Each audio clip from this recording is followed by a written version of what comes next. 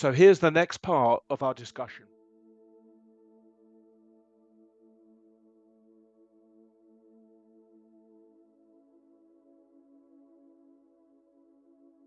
And everything, and I just couldn't.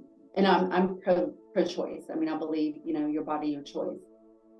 But I couldn't do it, because I was in love with my fiance, and I was already in love with this like tiny little cell that was in my body. I wouldn't call it a baby at that point, but the idea of a baby, I was already in love with that. So I got off the table, and I think the big mistake that I made was that I lied to him.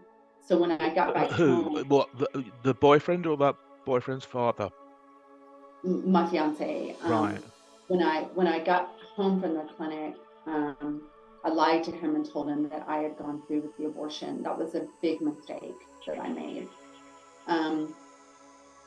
So fast forward a couple of weeks, and I have morning sickness now, and I'm vomiting my guts out.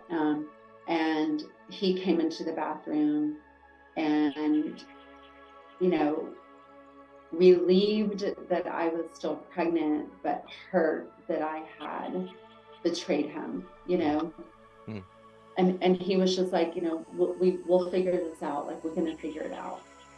And so I went to school because I was in college at the time. And when I got home that night, he had told his dad that I was still pregnant, and they changed the locks on the house that you and he shared. Mm-hmm. What was the situation with your parents? So my parents got divorced when I was 10. Right. My adopted dad, Yep. he was adopted then, but my adopted dad was at the time full-blown alcoholic. Right. And my mom had already been abusive, extremely abusive. But I did find a payphone, and I called her, and I was just like, we've had a fight. I didn't tell her I was pregnant. We've had a fight. The wedding is off. I need to come and stay with you until I figure some things out. And so she loved having that power and control, So she was like, fine, come home. Yeah. So I was working, going to school, trying to stay out of her way and out of the house like as much as I possibly could. And then when she found me throwing up in the bathroom, it was just like the same scenario. It was like the same exact scenario. So when my mom found me, throwing up in the bathroom, she was like, I knew you were pregnant. She called me all kinds of horrible names. And then she was like, you have to have an abortion. And I was like, no, I've already gone down that road. I'm not doing that.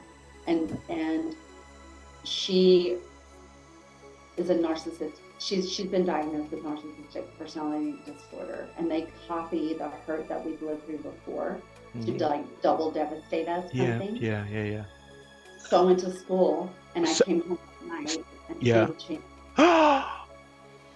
They loved changing the locks, didn't they? People you knew. So Rachel Beck has arrived on the scene. Rachel, hello. Allison, that was so deep. Oh, I'm so sorry for what you've been through.